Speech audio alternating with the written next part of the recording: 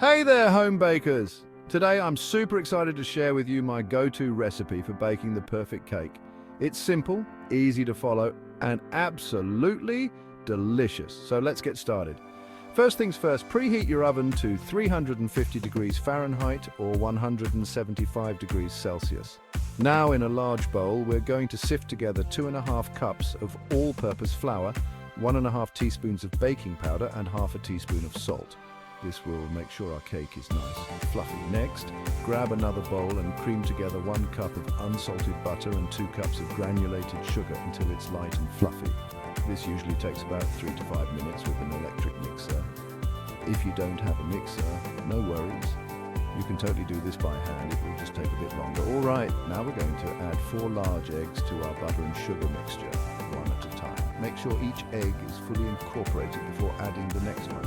Then stir in 1 teaspoon of vanilla extract. This is where the magic begins. Now we're going to alternate adding our dry ingredients and 1 cup of milk to the butter mixture, starting and ending with the dry ingredients.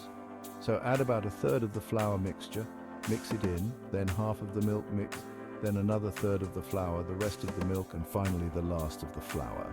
Mix just until everything is combined. Alright, it's time to pour our batter into a greased and floured 9x 13-inch baking pan. Smooth out the top with a spatula and give it a little tap on the counter to get rid of any air bubbles. Pop it in the oven and bake for about 30 to 35 minutes, or until a toothpick inserted into the center comes out clean. While our cake is baking, let's talk about frosting. You can use any frosting you like, but I love a classic buttercream.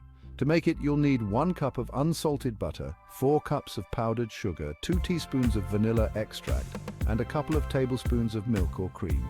Beat the butter until it's creamy, then gradually add the powdered sugar. Once it's all combined, add the vanilla and just enough milk to get your desired consistency. Beat it for a couple more minutes until it's nice and fluffy.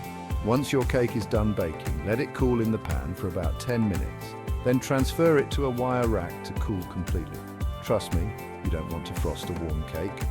After the cake is completely cooled, spread your buttercream frosting over the top. You can go simple with just a smooth layer or get fancy with some piping. The choice is yours. And there you have it, folks, a perfectly baked cake that's ready to enjoy. I hope you give this recipe a try and let me know how it turns out in the comments below. Happy baking! Until next time, keep those ovens warm and your hearts happy. Bye for now.